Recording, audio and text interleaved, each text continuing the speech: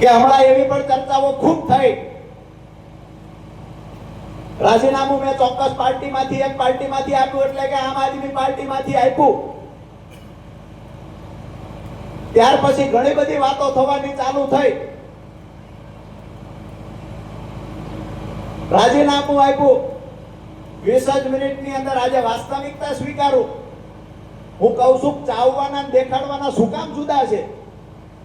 5 વર્ષ સુધી મેં કામ કર્યું, ખેડૂતોના મુદ્દે કામ કર્યું, આમ આદમી પાર્ટીને ખેતર ખેતર સુધી ઘર ઘર સુધી લઈ જવા માટે કામ કર્યું.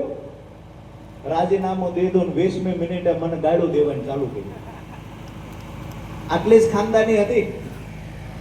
અહીંયા કોઈના વખાણ કરવા નથી બેઠા, પણ ભાજપને કોંગ્રેસને 5-5 વર્ષ મોદી અમે ગાળું દીધી. ઈ કોઈ તો હામાં ન આવ્યા, એને તો અમને ગદ્દાર ન કીધો. જેની ભેળા 5 વર્ષ કામ કર્યું એ પાર્ટીએ ગદ્દાર કીધા. જેની ભેળા અમે કામ કર્યું હતું એને ગદ્દાર કીધા. એને અમારી સામે આવીને પ્રેસ કોન્ફરન્સ કરી. એમને એમના ભાડુતી માણસો રાખી રાજુ કરપડાને ખરાબ ચિતરવાના પ્રયત્ન કર્યા. આ શ્યામ સુંદર ભગવાનની આયા પટાંગણમાંથી એક ખાતરી આપું છું, જેને પણ બદનામ કરવાના પ્રયત્ન કર્યા છે એ અમારો ઇતિહાસ વાંચી લે. જેની સામે અમે પડશું ને એને ઠેક તળિયા સુધી લઈ જવાને પણ તૈયારી છે. જેને ઇતિહાસ નથી વાંચ્યો એ ઇતિહાસ વાંચી લે. ખેડૂતો રાજુ કરપડાના દિલમાં છે અને ખેડૂતો માટે 4 વખત મારી પર કેસ થયા છે. આવનાર સમયમાં ખેડૂતો પર કેસ થશે, સરકાર સામે લડવાનું થશે. તો આજ ભારતીય જનતા પાર્ટીની સરકાર સામે અવાજ ઉઠાવવાનો થાય તો અમારી પૂર્ણ તૈયારી છે. પણ એક વાતની ખાતરી એ પણ આપીએ કે આમ આદમી પાર્ટીના ચાવવાના દેખાડવાના જુદા છે ને. દરેક ગામડે ગામડે ફરીને ખેડૂતોને બતાવવાનું કામ પણ રાજુ કરપડા આવે કરશે. વિષય એ છે કે તમારી ભેગા રહ્યા ત્યાં સુધી ખૂબ સારા હતા. 56 ની સાથી, 72 ની સાથી, કેટલી કેટલી બતાવી. અમારી ભેગા હતા તો ડરપોક નહોતા, અમારી ભેગા હતા તો હાવજ જેવા હતા. રાજીનામું દીધું 20મી મિનિટે કે બસ હવે હાવજ નથી, અમે તો ડરપોક છો. હવે જેની ઉપર જિંદગીમાં એકય કેસ પાર્ટીમાં આવ્યા પછી નથી થયો, જેને આંદોલન છે અહીંયા પોલીસ જાજી ભાળીને જે ભાગી જાય છે એ પાછા ડરપોકના પ્રમાણિકતાના સર્ટિફિકેટ વેચે છે. અમારો ઇતિહાસ તો વાંચજો. અમે જેનું બાવડું પકડ્યું છે ને એનું છેલ્લા શ્વાસ સુધી મુકતા નથી. ખેડૂતોનું બાવડું પકડ્યું છે, છેલ્લા શ્વાસ સુધી લડવાની તૈયારી છે. રાજકીય પાર્ટીઓ ખેડૂતોનો વોટ બેંક તરીકે ઉપયોગ કરે તો બિલકુલ નહીં ચલાવી લેવાય. આજે 19 તારીખે જ્યારે આપણે આ યાત્રાની શરૂઆત કરી છે, 2 કારણો છે કે 19 તારીખ શા માટે પસંદ કરવામાં આવી. તો એક તો એટલા માટે કે ચૈત્રી નવરાત્રીની શરૂઆત આજથી થાય છે. એટલે માતાજીના ચરણોમાં પ્રાર્થના કરીને માતાજી આગામી દિવસોમાં લડવાની તાકાત આપે એવી પ્રાર્થના કરી છે. અને બીજું કારણ કે અહીંયા જે પાર્ટી ચાવવાના દેખાડવાના જુદા છે, અહીંયા એમએસપી ના મુદ્દે ક્યાંક ને ક્યાંક ખેડૂતો માટે રજૂઆત કરતા હોય એવું દેખાડે. એમએસપી ના મુદ્દે રેલીઓ કાઢે છે. પંજાબની અંદર આજે 19 તારીખે 1 વર્ષ પૂરું થયું. પંજાબના 700 ખેડૂતોને જેલમાં પૂરી દીધા હતા, દંડા માર્યા હતા. એ પણ વાત ખેડૂતોની વચ્ચે કરશું. તમને સારું લાગે છે કે ગુજરાતની અંદર ગમે એવડી વાતો કરીએ છીએ, પંજાબમાં દંડા મારવાના, અહીંયા ગુજરાતમાં કહીએ ખેડૂતો હારે અન્યાય થાય છે, ખેડૂતને એમએસપી મળવો જોઈએ. આ વિષય શા માટે? પ્રમાણિકતા હોય ખેડૂતો માટે લડવાની તો તમામ જગ્યાએ હોવી જોઈએ. ખેડૂતો માટે ખરેખર તમને લાગણી છે તો ત્યાં પણ લાગણી હોવી જોઈએ. અરે એક વાત પણ કહેવા આવ્યો છું, ક્યારે આ વાત નહોતી કરવી. મેં પહેલા પણ કહ્યું હતું હું ચૂપ છું, મને ચૂપ રહેવા દેજો. મેં પહેલા પણ કહ્યું હતું મારે પત્તા નથી ખોલવા, મને મૂંગો રહેવા દેજો. બાકી તમારી એક એક રગની વાત અમે જાણીએ છીએ. આવનાર દિવસોમાં પણ અમારી ખાનદાની છે એટલે ચૂપ બેઠા છીએ. પણ ચોક્કસ એક વાત કરીશ અહીંયા અને તમામ જિલ્લાઓની અંદર કરીશ કે આ લોકોને મેં નજીકથી જોયા છે. તમને સારું લાગે અહીંયા મત આપજો, જે પાર્ટીમાં મત આપવું હોય ને આપજો. પણ હું જેને છોડીને આવ્યો છું ને ગદ્દાર છે ને એની નજીક ક્યાંય ન જાતા. આ બે હાથ ઊંચા કરીને ખાતરી આપજો. બધા તૈયાર છો? જેને મને ગદ્દાર ચિત્રો છે આવનાર સમયમાં એનો બદલો લેવાની તૈયારી છે. બે હાથ ઊંચા કરીને કહેજો જેને ગદ્દાર ચિત્રો એનો બદલો લેશો. હવે જેને ગદ્દાર ચિત્રા છે એને કઈ આવતી યથાવત રાખજો. જેટલા પણ ખેડૂતોના પ્રશ્ન છે એ અહીંયાની જ્યારે સમિતિ બને છે એ સમિતિમાં પોતાના નામ લખાવી અને જે ખેડૂતો માટે કામ કરવા માંગે છે આવનાર દિવસોમાં આ વિસ્તારના જે પ્રશ્ન છે, પછી વીજળીનો પ્રશ્ન હોય તો ભલે, પાક નુકસાનના વળતરનો પ્રશ્ન હોય તો ભલે, પાક વીમાનો પ્રશ્ન હશે તો પણ ભલે, આ તમામ મુદ્દાને લઈ અને આવનાર દિવસોમાં લડશું. ટેકાના ભાવે જ્યાં ખરીદીમાં નાનો મોટો અન્યાય થતો હોય તો એ માટે પણ રજૂઆતો કરીશું. એવું ક્યારેય ન સમજતા કે રાજુ કરપડા લડાઈ છોડી દેશે. હું આજે ખાતરી આપવા માટે આવ્યો છું કે જીવનભર જ્યાં સુધી જીવીશ ત્યાં સુધી મારી પર જેટલા લોકો આક્ષેપો કરવા હોય એટલા કરે, રાજુ કરપડા ખેડૂતોની લડાઈ કાયમ માટે લડતો રહેશે. સૌથી મહત્વની વાત કરીને મારી વાત પૂરી કરું છું કે હામા ઢાળે ગાડી ચલાવવાની જવાબદારી ભગવાન શ્યામના ચરણોમાં મૂકી છે. આજે જ્યારે ચૈત્રી નવરાત્રીની શરૂઆત થઈ છે ત્યારે માં જોગમાયાને પ્રાર્થના કરીએ છીએ કે આવનાર દિવસોમાં 24 તારીખ સુધીના અમારા તમામ કાર્યક્રમો સફળ થાય. માં, પહેલી વાર એવું બન્યું છે કે મેં આવડું મોટું જોખમ લૂંટાવ્યું છે. પહેલી વાર એવું બન્યું છે કે આવડી મોટી યાત્રા જે ગુજરાતના ઇતિહાસમાં 40 વર્ષનો ઇતિહાસ ચેક કરો, 40 વર્ષમાં કોઈએ સૌરાષ્ટ્રમાં યાત્રા નથી કાઢી, એવડી યાત્રા આપણે કરવા નીકળ્યા છીએ. તો આ યાત્રાને સફળ બનાવવા માટે અને ગુજરાતમાં એક ઇતિહાસ નવો લખવા માટે આપ સૌએ ખૂબ સહયોગ આપ્યો છે. આવનાર દિવસોમાં એટલે કે આજે સાંજે સાવરકુંડલાની અંદર 8 વાગે સભા છે. આવતીકાલે સાંજે 5 વાગે એટલે 20/3/2026 સાંજે 5 વાગે અમરેલીની અંદર સભા છે. સાંજે ધારીની અંદર સભા છે અને 21 તારીખે આપણા ખેડૂતોની તાકાત બતાવવા માટે વિસાવદર તમામે આવવાનું છે. પોતાની તૈયારી તો છે ને? વિસાવદરની અંદર ખૂબ મોટી સંખ્યામાં ખેડૂતો ઉપસ્થિત રહેવાના છો. અમે ઘણાને એવું થાય છે કે વિસાવદર જ શા માટે? વિસાવદર એટલા માટે, એક હિન્દી ફિલ્મમાં શાયરી આવતી ગીતની પહેલા, હમે તો અપનોને લૂટા ગહેરો મેં કહા દમ જહાં હમારી કિસ્તી ડૂબી વહાં વિશ્વાસ કમ થાય. મને તો અમારા જ લૂટ્યો, જેની માટે તેને સમય ખર્ચ્યો, જેની માટે તેને પરિવારથી દૂર રહીને 5-5 વર્ષ સુધી મહેનત કરી, એમને એવું લાગ્યું કે આવી જ રીતે છેતરપિંડી કરીને રાજુ કરપડાના ભવિષ્યને ખતમ કરી શકશું. મારું ભવિષ્ય ગુરુજ નારાયણ શ્યામ બાપાએ માં ગાત્રાડે લખ્યું છે, કોઈના પાપથી ખતમ નહીં. મારું ભવિષ્ય ખેડૂતોએ લખ્યું છે, મારું ભવિષ્ય ખેત મજૂરોએ લખ્યું છે અને આવનાર સમયમાં તમારો ભાઈ બની હંમેશા તમારી લડાઈમાં ઊભો રહેવાનો છું. જે રીતે ભૂતકાળમાં લડ્યો છું એ રીતે આવનાર સમયમાં લડવાનો છું. તમે જે ખાતરી આપી છે કે રાજુ કરપડાની ભેળા ઊભા છીએ, હું તમને ખાતરી આપું છું, હું કોઈ પણ પ્લેટફોર્મ પર હશું હંમેશા તમારી સાથે ઊભો રહીશ. અને જ્યારે પણ અવાજ કરશો ત્યારે જેવી રીતે ધાતરવડી ડેમની લડાઈ લડવા આવ્યા દિલીપભાઈ એના સાક્ષી છે, હાથમાં પાણીની હંજોળી લઈને જ્યારે હજારો પોલીસ કર્મચારીઓ સામે હતા, હાલવા દેવાની ના પાડતા, મીટર મૂકવાની ના પાડતા, તે દિવસે હાથમાં હંજોળી લઈને કહ્યું હતું મીટર જો મુકાવું નહીં તો સમજો રાજુ કરપડા મટી ગયો. હાથમાં હંજોળી લઈને પ્રાર્થના કરી હતી અને જે પ્રતિજ્ઞા લીધી હતી એ મુજબ જ્યારે પણ જરૂર પડે દિલીપભાઈનો ને 13 પગલા સમિતિનો ફોન આવ્યો કે રાજુભાઈ ખૂબ પ્રેશર થાય છે, આવી જાવ. એ દિવસે સુરેન્દ્રનગરથી પાછો અહીંયા આવ્યો હતો અને જે કાંઈ કરવાનું થતું હતું એ મુદ્દે લડાઈ લડ્યા. પરિણામ મળ્યું. અડધડવાળી વાત આપણે કરીએ તો અડધડનો જે મુદ્દો હતો કડદા પ્રથા વાળો, દર વર્ષે વેપારીઓ દ્વારા 100 કરોડથી વધારે રૂપિયાની છેતરપિંડી થતી કડદાના બહાના હેઠળ આપણો ખેડૂત લૂંટાતો હતો. આજ દિવસ સુધી ગુજરાતના ઇતિહાસમાં એક પણ નેતા એવો નહોતો કે એને ખેડૂતોની આ પીડા દેખાતી, એક પણ વ્યક્તિ એવો નહોતો જેને ખેડૂતોની પીડા દેખાતી. અરે હું જે પાર્ટીમાં હતો એ પાર્ટીના 1-2 નેતાઓ તો એવા હતા જેને વેપારીઓ સાથે સાઠગાંઠ હતી, આ મુદ્દે લડવાની પણ ના પાડતા. પણ મેં હંમેશા કહ્યું છે કે જ્યારે ખેડૂતોની વાત આવશે ત્યારે પાર્ટીને સાઈડમાં મૂકી પાર્ટીનો ખેસ શીખીતીએ ટીંગાડી અને એ દિવસે હું કહેતો ખેડૂતો માટે લડી. કોઈ પણ પાર્ટી, મારી પોતાની પાર્ટી આમ આદમી પાર્ટી જે તે સમયે હતી, એ જો ખેડૂતોનો માત્ર વોટ બેંક તરીકે ઉપયોગ કરે, એને ઉઘાડા પાડવાનું કામ એક ખેડૂતના દીકરા તરીકે મેં કર્યું છે અને તમને બધાને કહું છું કે આવનાર દિવસોમાં સહયોગ આપતા રહેજો. લડીશું. જે પડતર પ્રશ્નો છે એને વાચા આપીશું. ખેતરે ખેતરે સુધી આપણા ખેડૂત સમિતિને પહોંચાડીશું અને કોઈ એવું સમજતા હોય કે બિન રાજકીય રીતે પરિણામ ન મળે તો એને એવા 50 દાખલા અમે આપી શકીએ કે હાઈ ટેન્શન લાઈનનો પ્રશ્ન લાકડિયાથી બરોડાનો હતો, જ્યાં વળતર માત્ર ને માત્ર જંત્રી મુજબનું ચૂકવતા, 15 રૂપિયા 35 રૂપિયા મીટરે વળતર ચૂકવતા, એની સામે અમે ખેડૂત એકતા મંચના બેનર નીચે લડ્યા, બિન રાજકીય રીતે લડાઈ લડ્યા અને જે વળતર 15-20 રૂપિયા ચૂકવતું એ વખતે 2017-18 માં હુકમ કરાવ્યો અને પ્રતિ મીટર પિયતમાં 1003 ને બિન પિયતમાં 950 નો હુકમ પણ અમે લોકોએ કરાવ્યો હતો. ક્યાં 15 રૂપિયા ને ક્યાં 1000 રૂપિયા બિન રાજકીય લડાઈ લડીને પરિણામ સુધી પહોંચ્યા હતા.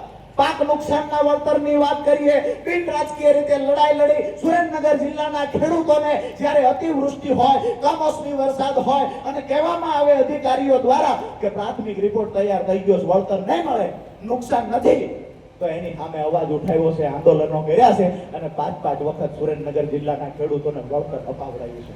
બિન રાજકીય લડાઈથી શું ના થઈ શકે?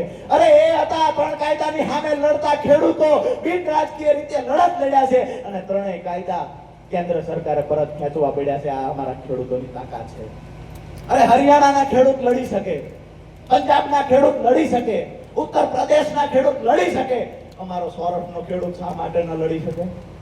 આવનાર દિવસોમાં તમારા સહકારની સાથની જરૂર છે. જ્યાં પણ જરૂર હશે ત્યાં મજબૂતાઈથી લડીશું. જે પણ પ્લેટફોર્મ પસંદ કરવાનું થાય એ દિવસની વાત એ દિવસે છે.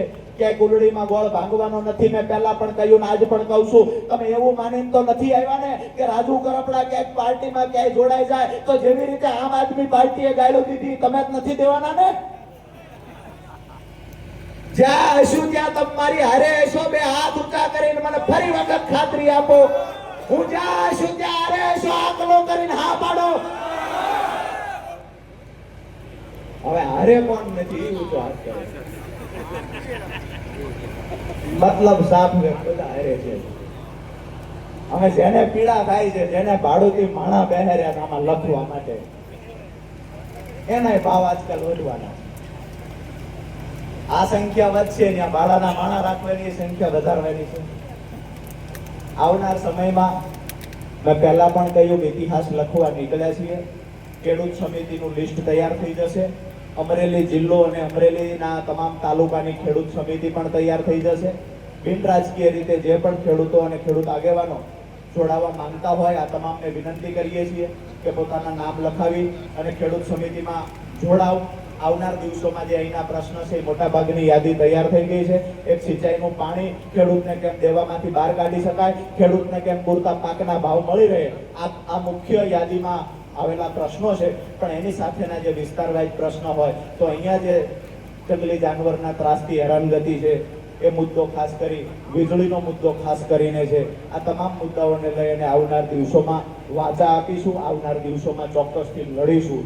જે પણ રીતે ખેડૂતો માટે અવાજ ઉઠાવીએ. જ્યારે પણ તમારા સહકારની જરૂર હોય ત્યારે આજે જે જંગલની મધ્યમાં તમે હજારોની સંખ્યામાં આવી અને મને ઉત્સાહ વધાર્યો છે, મને ટેકો કર્યો છે, ત્યારે ફરી વખત આપ સૌનો આભાર માનું છું. ભારત માતાની જય બોલાવી અને કાર્યક્રમને આપ્યો.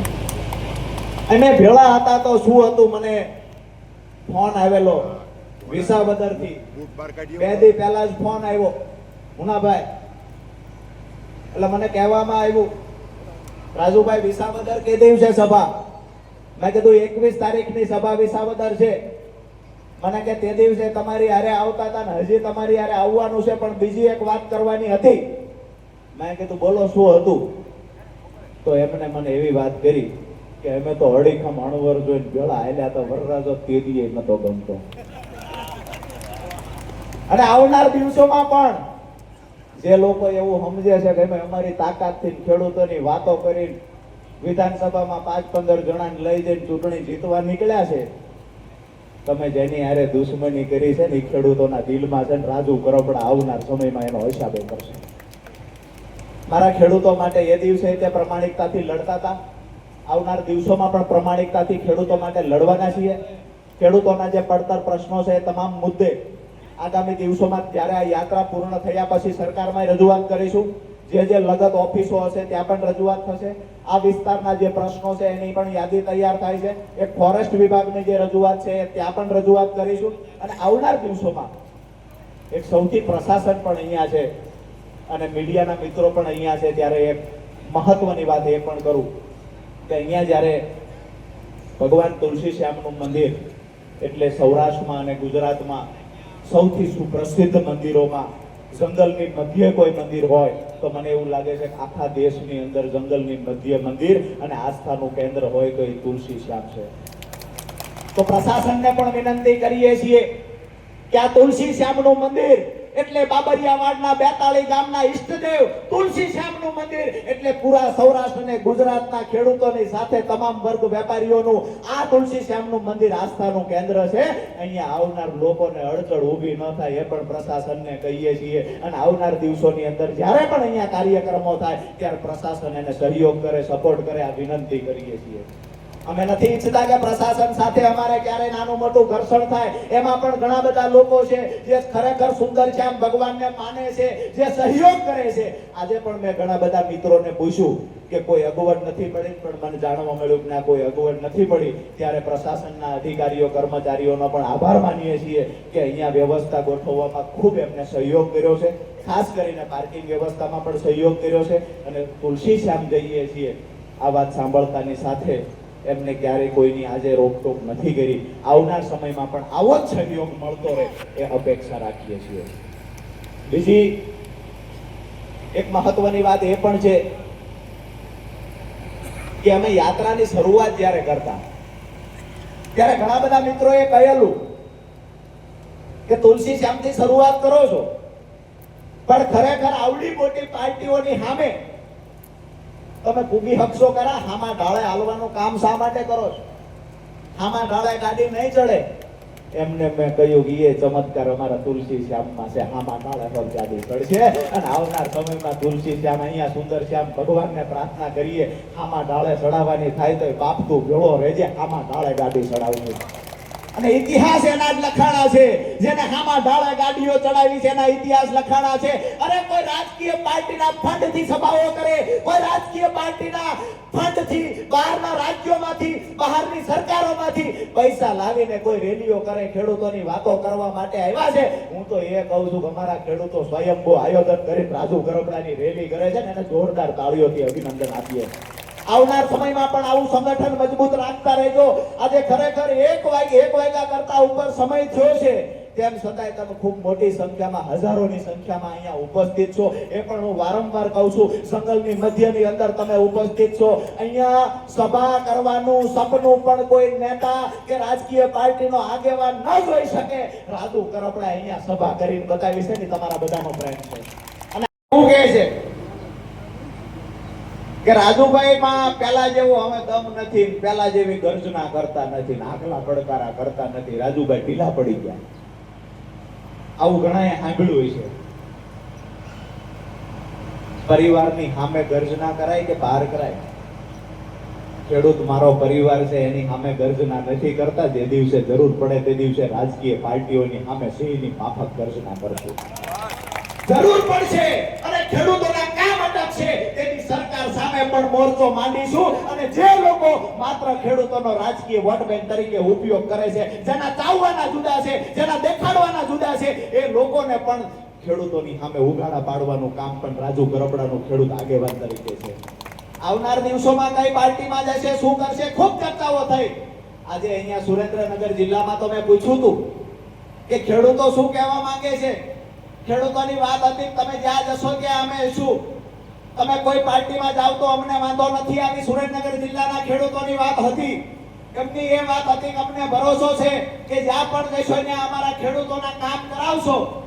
આજ તમને હું ભગવાનની સાક્ષી એક વાત પૂછું છું, હું ક્યાંય પણ જાઉં તમને ભરોસો છે કે હાથ ઊંચા કરીને મને કહેજો, બે હાથ ઊંચા રાખીને કહેજો રાજુ કરપડા કોઈ પણ પાર્ટીમાં જાય ખેડૂતો મારી સાથે છે. અમરેલી જિલ્લાના ખેડૂતો સાથે છે. હવે વાતો બીજા છે, જેના ખેડૂત ખાતેદારમાં નામ નથી એ લોકોનો વાંધો છે કે રાજુભાઈ ફલાણે વ્યા જાય, ફલાણે વ્યા જાય.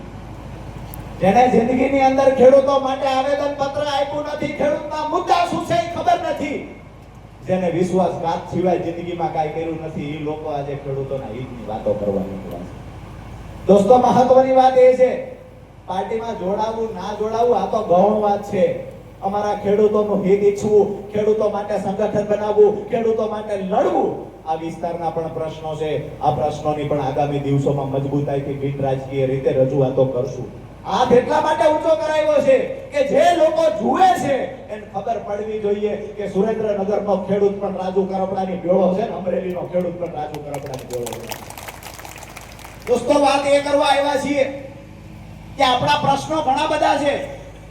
જ્યારે પણ વાવાઝોડું આવે છે ત્યારે દરિયાકાંઠાનો જે વિસ્તાર છે એમાં થાંભલાઓ પડી જાય છે, તાર પડી જાય છે, 2-2 મહિના 1-1 મહિના સુધી ગામડાઓમાં લાઈટ નથી આવતી.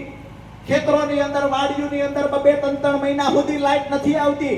આવનાર દિવસોમાં આ ખેડૂત સંકલ્પ યાત્રા પૂર્ણ થયા પછી જે મુદ્દાઓને લઈને રજૂઆત થવાની છે એમાંનો એક મુદ્દો એ પણ હશે કે ભૂગર્ભની અંદર વાયર ખેંચવામાં આવે, જેથી કરીને ગમે એવડું વાવાઝોડું આવે અમારા ખેડૂતોને તકલીફ ના પડે. દોસ્તો, આ મુદ્દાઓ જ્યારે રજૂઆત કરશું ત્યારે 2 પ્રકારની રજૂઆત હોય. પ્રેમથી રજૂઆત કરતા આવડે છે ને હળદળ વાળી કરીને પણ રજૂઆત કરતા આવડે છે, ક્યારે કરવાના નથી. બીજી વાત એ છે કે આ એ વિસ્તારમાં છીએ આપણે, અહીંયા દીપડાની રંજાડ છે, અનેક જાનવરોની રંજાડ છે. સિંહ સાથે તો અહીંના ખેડૂતોને મિત્રતા છે, પણ ક્યાંક ને ક્યાંક જંગલ ખાતા દ્વારા ક્યારેક ખેડૂતોને હેરાનગતિ કરવામાં આવે છે. અહીંયાથી ખાતરી આપું છું કે આવનાર દિવસોમાં એ મુદ્દે પણ મજબૂતાઈથી લડવાનું થાય છે. તે દિવસે તમારી વચ્ચે આવીને ઉભા રહીશું. જ્યારે જે પ્રશ્ન હશે, બાકી તો મહત્વની લડાઈ ખેડૂતો કેમ કરીને દેણામાંથી બહાર નીકળે, ખેડૂતને કેમ સમૃદ્ધ બનાવી શકાય. હાઈ ટેન્શન લાઈન, જે બાપુએ વાત કરી એ મુજબ હાઈ ટેન્શન લાઈનની અંદર જ્યારે ખેડૂતોને કંપનીઓ પૂરતું વળતર નથી આપતી, ભૂતકાળમાં લડ્યો છું, 2.5 લાખ વળતર ચૂકવતા ત્યાં 35 લાખ રૂપિયા વળતર અપાયું છે. અને જ્યારે હજુ પણ જરૂર પડશે આ સંગઠન બનાવીએ છીએ, કોઈની જાન જોડવા નથી બનાવતા. આ ખેડૂતોને ગામડે ફરીને સંગઠન બનાવીએ છીએ, કોઈની જાનમાં લઈ જવા નથી બનાવતા. આ સંગઠન એટલા માટે બનાવીએ છીએ અમારા ખેડૂતો પર ક્યારેય કોઈ પણ પાર્ટી દ્વારા, સરકાર દ્વારા ક્યાંય પણ અન્યાય થશે તો એની સામે મોરચો ખોલવાનો છે ને, એટલા માટે ગામડે ફરીને સંગઠનો બનાવીએ છીએ. બીજી મહત્વની વાત